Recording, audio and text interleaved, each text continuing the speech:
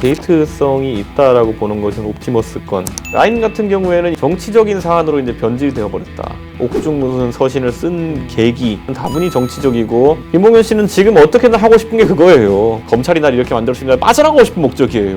뭐 그 이준환 행정관이 떠올랐는데 행정관 선에서 했을 법한 일은 아니에요. 누가 핵심적인 고리 역할을 했느냐라는 거는 이제 밝혀져야 되겠죠. 그건 철저히 수사를 해야 될 영역이라고 보고. 네.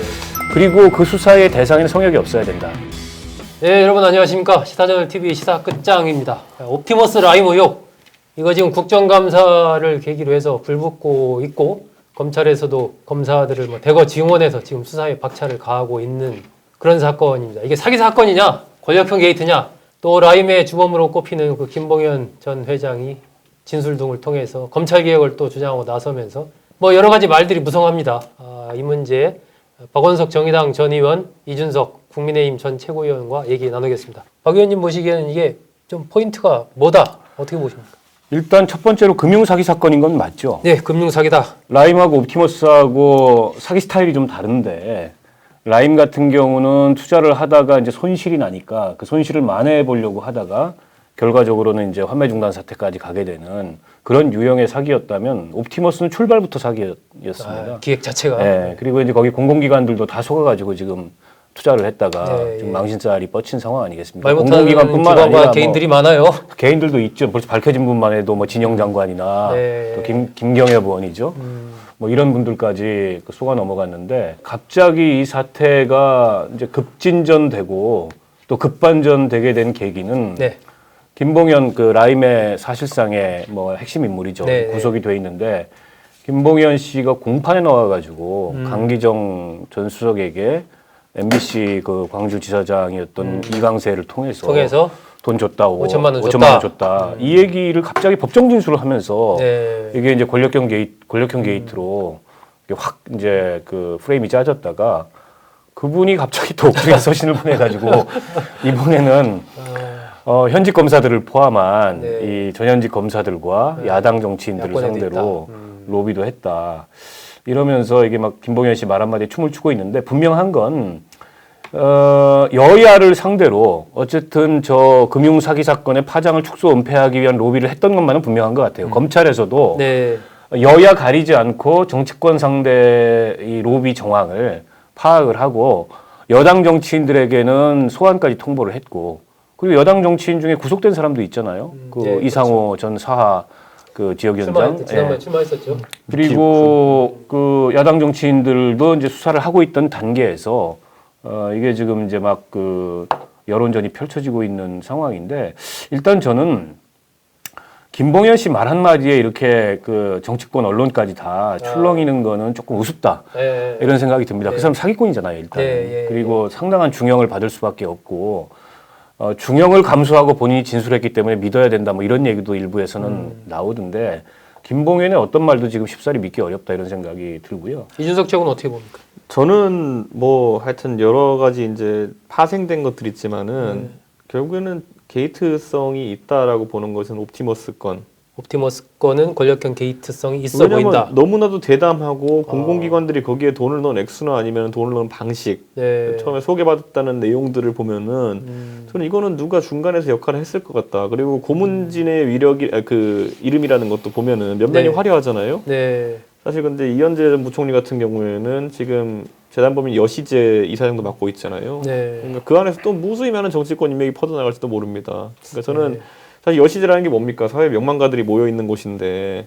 예? 이전 부총리 같은 경우는 좀 의아스러워요, 그죠? 왜 굳이 그렇게 개입을 할 필요가 있었을까? 그러니까 사실 거기다가 이제 최동욱 총장 같은 경우에는 이재명 지사를 만나러 다니고, 네. 사실 우리가 봤을 때 수면 위에서의 역할로 최동욱 총장의 역할은 상당히 제한적이거든요. 왜냐하면 이미 대중적으로 한번 개인 사생활 때 문제가 된 적이 있었기 때문에. 네. 그래서 이제 대중적으로는 굉장히 소구력을 가진 인물이 아니지만은 이너서클 안에서는 소구력을 가질 수 있는 인물이죠. 네. 그렇기 때문에 그런 역할을 했다 그러면 그분이 왜 필요했을까? 옵티머스라는 그런 사모펀드를 투자하는 곳에, 운용사에. 저는 그래서 그 지점 때문에 게이트성이 좀 있다, 이렇게 좀 보는 거고. 네. 라임 같은 경우에는 이제 이런 말 하고 싶은데, 성격은 약간 다르지만은 정치적인 사안으로 이제 변질이 되어 버렸다. 아, 이미 성격 자체가 예, 그렇게 되었고 저는 뭐 김봉현이라는 사람이 처음에 강기정 수석의 이름을 댄 취지와 네. 더불어 가지고 이번에 옥중 무슨 서신을 쓴 계기 네. 이거 자체는 다분히 정치적이고 그 서신 내용에 보면 가장 저는 그냥 딱 밑줄 쫙 긋고 읽게 되는 한 가지 뭐냐면 저는 라임 전주가 아닙니다예요. 네. 예. 근데 그거 누가 봐도 제가 봤을 땐 거짓말이거든요. 예. 김봉현 씨는 지금 어떻게든 하고 싶은 게 그거예요. 나는 라임 전주가 아닙니다. 나는 몸통이 아닙니다. 그런데 검찰이 날 이렇게 만들 수 있냐 빠져나가고 싶은 목적이에요. 네. 근데 이걸 오늘 아침에 또 김남국 의원이랑 또 얘기하다 보니까 그분은 김남국 의원 입장에서는 김봉현이라는 사람은 본인이 그 처벌이 가중될 수도 있는데 이런 얘기를 했기 때문에 상당한 공익제보적 성격이 있다는 식으로 얘기하더라고요. 아하. 그래서 저는 세상에 어떻게 그런 해석을 할 수 있는지 모르겠지만은 수천억 떼먹은 사람한테 공익제보의 성격이 있을 거는 보진 않습니다. 이분들이 공익에 그렇게 코딱지만큼이나 관심이 있는 사람들이었으면 남의 돈을 해먹겠습니까 그렇게? 갑자기 이 사람들 공익제보자 비슷하게 둥갑시키는 사람들이 저는 이거는 민주당이 굉장히 도덕적으로 하면 안 되는 짓이다. 저는 지금부터 이 사람들 김봉현이라든지 과거에 뭐 이철 이런 사람도 그렇고 이런 사람들이 무슨 굉장히 무슨 갑자기 발끈해가지고 공익제보적 성격으로 한다는 식의 얘기를 할 때마다 가장 열받는 건 피해자들일 겁니다. 의인 행세를 하는 것은 말도 안 된다. 말도 안 되죠. 이게 도대체 무슨 박 의원은 이 지금 이준석 최고는 이제 옵티머스 건은 권력형 게이트적인 성격으로 좀 보인다. 뭐 이렇게 분석을 했는데 박 의원께서 어떻게 보십니까? 그 지금 거기도 이제 핵심 피의자가 사실상 도피 중인 거잖아요. 이혁진이 미국에서 안 들어오고 버티고 있어서 네. 범죄 인도 조약에 따라서 이제 인도 청구를 했다고 하는데, 네. 근데 재밌는 건 이혁진이 수사기관하고는 연락을 안 하면서 언론하고 계속 연락을 해요. 인터뷰를 몇 군데 했죠. 심지어 뭐 라디오 인터뷰까지 네. 해서 이혁진도 똑같은 얘기예요. 내가 핵심이 아니다. 그리고 나는 짜놓은 판에 나도 속아서 들어간 거고 그 판 짠 사람들은 따로 있다. 지금 벌어지는 건 내가 다 물러난 이후의 일이다. 예, 그렇게 얘기를 하고 있어요. 그러니까 옵티머스가 애초부터 옵티머스는 사기성이 굉장히 강했고 실제 투자 계획이나 투자 설명에 투자하고자 했던데 투자를 안 하고 엉뚱한 데다 다 투자를 했잖아요. 예. 엉뚱한 투자가 아닌 돈 빼돌리기죠. 그렇죠. 돈 빼돌리기를 한 네. 거죠. 그래서 그 거기에 이제 공공기관들이며 개인들이 다 속아나 넘어간 건데 그 과정에서 모종의 예를 들어서 금융감독기구의 감독이 좀 날선 감독이 있었다면 이런 게 쉽지 않았을 텐데 그런 걸 무디게 만든다든지 아예 거의 없었던 것 같아요. 없애도록 만든다든지 아니면 추후에 이제 사건이 터졌을 때 그 사건을 어쨌든 축소하기 위해서 사전적인 어떤 로비를 했다든지 혹은 돈을 끌어모으기 위해서 공공 이 기관이 갖고 있는 뭐 어떤 역할을 했다든지 그건 이제 수사를 통해서 밝혀봐야 되겠죠. 아직까지는 단정하기는 좀 어렵다고 보고 네. 라임 같은 경우에는 이게 이제 뭐 진실 게임 비슷하게 가버렸어요. 결국에는 이제 그 김봉현 얘기 중에 어떤 얘기가 맞는 거냐, 예. 권력형 게이트라는 얘기가 맞는 거냐, 여야가 다 그냥 예, 아니면은 뭐 이 검찰의 일종의 이제 공작 수사죠. 이 공작 수사의 희생양이 된 거냐 김봉현이. 예. 근데 이제 법무부나 지금 여당은 후자를 얘기하고 있는 거고. 그래서 사실은 법무부 감찰 결과는 윤석열이 수사팀 구성에도 직접 관여했고 네. 보고도 다 받았는데 야당이나 현직 검사에 대한 그냥 덮었다 이거 아닙니까? 그리고 여당만 표적 수사를 했다라는 거고 대검은 그에 대해서 허위 사실이고 뭐 중상모략이다. 사실은 저는 이 정부 들어서 정말 해괴한 일이 많이 벌어지고는 있지만 법무, 사법, 행정의 두 기둥인 법무부와 검찰이 이렇게 사사건건 거의 전면 충돌하는 동일한 사안을 놓고서 해도 전혀 상반된 시각에서 이거는 제가 보기에 이거는 한마디로 얘기하면 국정 운영이 엉망진창인 거예요. 근데 또 이게 벌어지게 생겼습니다. 또 충돌이. 그래서 이 충돌이 저는 벌어지는 거는 바람직하지 않고 결국에는 그 독립된 어떤 별도의 이 수사팀이 이걸 수사할 수밖에 없다 이렇게 되면 그게 뭐 특검일 수도 있고 특별수사본부일 수도 있고 뭐일 수도 있겠지만 그리고 그 수사의 대상에는 성역이 없어야 된다. 여당이든 야당이든 청와대든 뭐 현직 검찰이든 성역 없이 이루어질 수 있도록 정치적 합의를 하자. 그게 특검이 됐든. 근데 이게 공수처로 가져가기에 시간이 많이 걸려요. 그렇죠. 그거는 좀 현실성이 떨어지는 얘기고 나중에 공수처에 가서 리뷰를 할지언정 현실적인 떨어지는 얘기고 특별수사본부든 아니면은 특검이든 네. 가야 된다. 서로 꺼리낄 게 없다면 그렇게 해야 된다 이렇게. 예. 그러니까 이게 사실 이제 지금 이 안에서 권력형 게이트로 갔을 때 소설의 범주를 우선 정해야 되는 거거든요. 네. 원래 사회과학이라는 거는 시나리오가 나오고 이게 맞는지 검증하는 건데 저는 근데 지금 이 시나리오의 범주를 보면 저는 옵티머스 건을 왜 권력형 게이트로 보냐면은 네.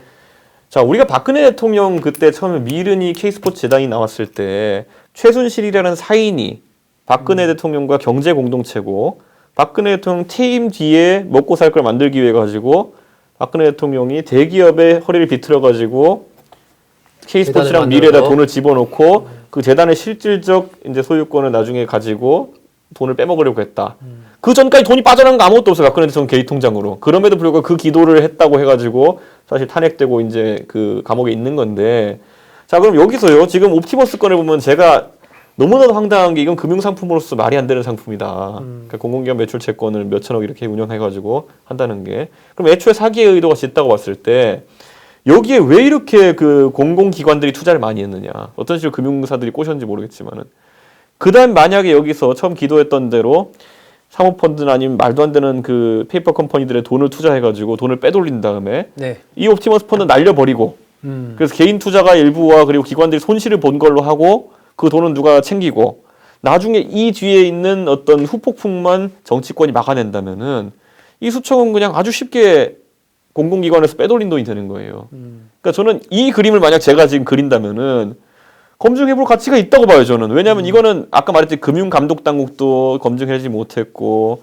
예탁원도 걸러내지 못했고 아니 예탁원이 말도 안 되는 이제 돈 빼돌린 거를 부산시 매출채권으로 바꿔달라고 하니까 해준다고 했다는 거 아니에요, 보면은. 이거는 제가 봤을 때 아까 그 뭐 K스포츠 미르 재단 돈 빼돌려가지고 거기서 해먹기로 그것보다는 좀 더 현실성 있는 시나리오입니다, 제 생각에는. 근데 지금 어쨌든 청와대 관련한 인사 중에 대해서 이진아 전 행정관 그러니까요. 이 수면 위로 정확히 떠오른 건 거기잖아요. 그다음 마지막에 아까 말했던 것처럼 어떻게 돈을 빼돌리고 난 다음에는 뭔가 이제 희생양이든지 아니면 나쁜 사람 하나 찾아가지고 그 사람 때문에 이렇게 됐다 펀드가 망가진 거다 한 다음에 그 사람 잡아놓고 그다음에 나머지 이제 그 공공기관들은 멍청한 투자를 했네 이러고 그냥 돈 잃은 거다 이런 식으로 가는 거거든요 지금 보면은. 근데 그 기도를 그 플랜을 짠 게 누구냐라는 생각을 저는 하게 되는 거죠 지금. 박 의원님은 지금 그러니까 이건 예. 뭐 그 이진아 행정관이 떠올랐는데 행정관 선에서 했을 법한 일은 아니에요. 행정관 선에서 그런 공공기관들을 움직여서 이게 뭔가 전망이 불확실한 이 투자에 나서도록 했을 가능성은 좀 별로 없어 보인다. 그렇게 본다면 이 옵티머스 이 전개 과정에서 누가 핵심적인 고리 역할을 했느냐라는 네. 거는 이제 밝혀져야 되겠죠. 그건 철저히 수사를 해야 될 영역이라고 보고 네. 지금 이제 가만히 보면 이런 거예요. 김봉현이 막 떠드는 바람에 라임하고 옵티머스하고 막 뒤죽박죽 섞여버렸어요. 네. 김봉현은 라임. 예, 이게 그건 것 같기도 하고 이게 저건 것 같기도 하고 저는 둘 다 이게 성역 없이 가야 된다고 보고 네, 예. 지금 애초에 이제 옵티머스 수사에서 제가 잘 이해가 안 되는 대목은 고소고발 사건 처리하는 서울중앙지검 조사부에다 이걸 맡겼어요. 네. 그랬다가 지금 다시 이제 재배당을 했는데 예. 원래 윤석열 총장은 남부지검의 증권범죄조사부에다 이걸 맡기려고 했는데 지금 이제 서울중앙지검장이 이걸 자청해가지고 자청했는데 고소고발 사건한테 맡겼다. 이게 좀 이것부터가 일단 석연치 않고 그리고 지금 이제 이게 한쪽 사건이 정치적 공방으로 가면서 이 옵티머스 사건에 대해서는 지금 상대적으로 약간 이게 여론의 이 관심사에서 약간은 비껴나 있는 것 네, 같아요. 네, 그래서 그 수사 과정도 우리가 굉장히 눈여겨봐야 되고 네. 마찬가지로 이 수사에 있어서도 지금 수사의 공정성이나 이런 것들이 담보되기 어렵고 지금까지 검찰 수사만으로 뭔가 밝히기 어렵다면 이것도 다른 대안이 있어야 되는 거죠. 네. 그러면 이것도 뭐 특검을 하든 특별수사팀을 구성을 하든 수사본부를 하든 아니 전파통신진흥원 이런 데서 무슨 대단한 그 뭐 돈을 벌겠다고 이 3%짜리 그 펀드에 투자를 해가지고 아니 그러니까 공공기관이 사모펀드에 투자한다는 것 자체가 정상이 아니에요. 이 비전 3%짜리 이거 해가지고 뭘 돈을 벌어가지고 어디 쓰겠다고 어차피 그러니까 사모펀드는 아주 그냥 단순화시켜서 얘기하면 개입니다, 개. 그리고 금융감독기관의 감독도 전혀 받지 않아요. 그리고 자기들끼리 모여가지고 조용히 투자해가지고 이 수익 나눠가는 이게 사모펀드인데 공공기관들이 사모펀드에 투자한다는 것 자체가 그런 의사결정 자체가 정상적인 게 아닙니다. 어쨌든 이 부분 이 사모펀드 작년 조국 사태 때부터 본격적으로 좀 대두가 되기 시작해서 이게 보면 뭐 현직 장관, 국회의원, 대기업 오너, 공공기관 할 것 없이 뭐 너도 나도 다 이렇게 돈들이 몰려가지고 많은 돈을 일부는 떼이고 일부는 돌려받긴 했지만 어디 가서 투자했다 말도 못하는 그런 상황이 벌어지고 있습니다. 옵티머스 라임 의혹 약간 결은 다르지만 어쨌든 둘 다 성역 없이 수사해야 된다라는 게 박원석, 이준석 두 분의 진단입니다. 검찰 이 형식이 어떻게 됐든 간에 좀 성역 없는 수사가 이어지기를 기대를 해봅니다.